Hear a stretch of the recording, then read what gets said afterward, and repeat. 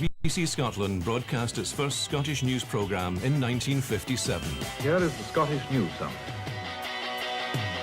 It might only have lasted 5 minutes, but it marked a major turning point in the BBC's attitude to broadcasting in Scotland. 20 seconds to go.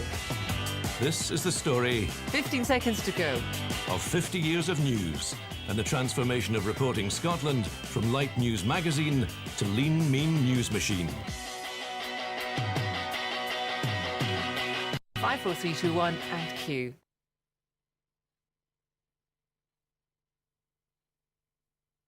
Mayhem, noise, drink.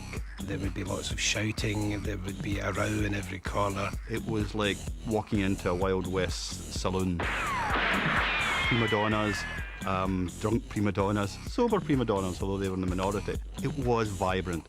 For a young, impressionable person like me, it was heaven and earth. This is the story of the good old days of Scottish journalism, when life was tough, but the spirits high.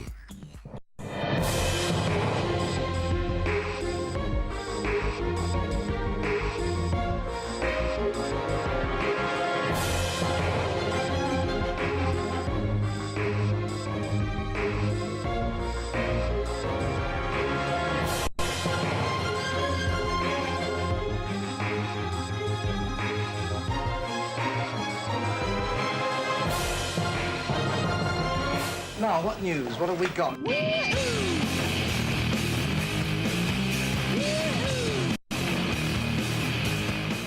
As a nation of avid newspaper readers, Scotland has long been known as a breeding ground for journalists. But university and college training is only a recent option. Once, the only way to learn the trade was on the job, and the only place to start, the very bottom.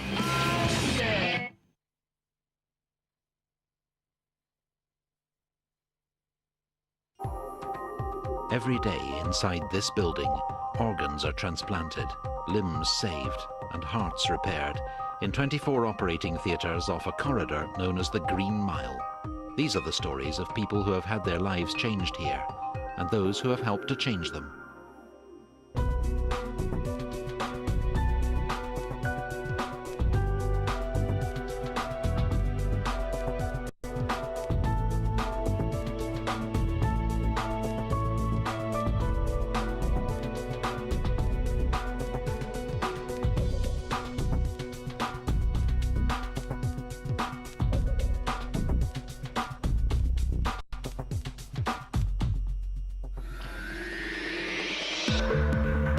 Deep within Edinburgh Royal Infirmary is one of the largest and busiest orthopaedic units in the world, with a team of almost 500 surgeons, anaesthetists, nurses, orderlies, radiographers, dealing with 70,000 patients per year and using 1 million surgical instruments to perform over 10,000 operations. Their job is fixing bones.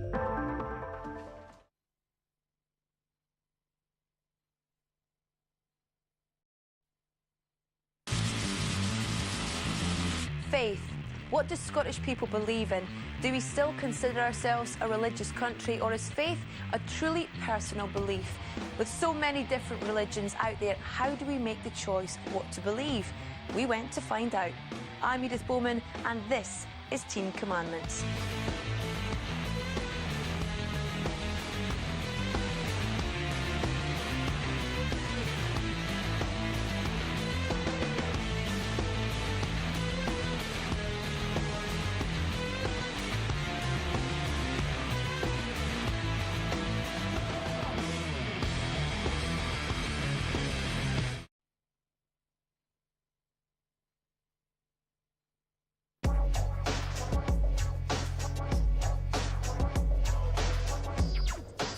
Tony got his big break on the London stage in 1967 as understudy to Sir Laurence Olivier, and was expected to follow in the great British theatrical tradition of Shakespeare upon Shakespeare with a little Peter Shaffer on the side. But Tony yearned for something more. His first marriage to Petronella Barker ended bitterly in 1972. So, when offered the chance to travel to New York with the cast of Equus, Tony was eager to go.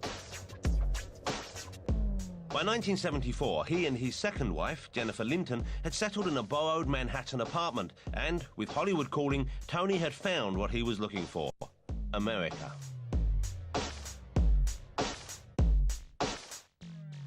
I always wanted to come here.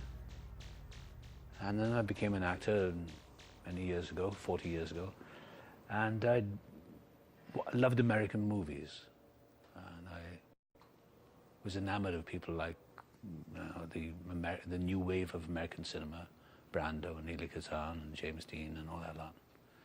And I'd always been a fan of Bogart and all the old Warner Brothers movies, so I just had this hankering to come here.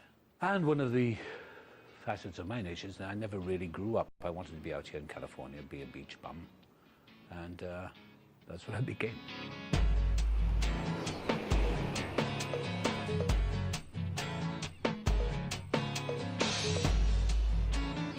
He says he just wanted to come to America because, you know, it's pretty here. In LA, it's pretty here. And the truth about Anthony, I think, is that he's happy when he's hiking and he's having something cold to drink with ice in it. And then he's making a movie that he's interested in. He's a very simple guy. He likes gardening, he likes opera, he likes listening to music a lot. Music plays a big part in his life. And he's just not somebody who wants to make it all complicated.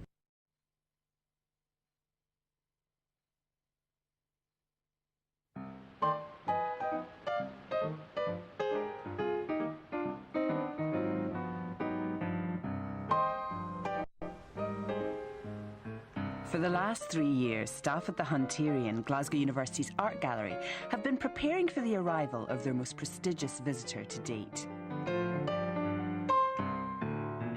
She's as venerated as Bede, as satirised as Margaret Thatcher, worth more than the Queen, and almost as well-travelled as Michael Palin. She is, of course, Whistler's mother, otherwise known as Arrangement in Grey and Black, Portrait of the Artist's Mother by James McNeill Whistler. There we are, Whistler and his mum. You can't be nasty about a picture of another man's mother.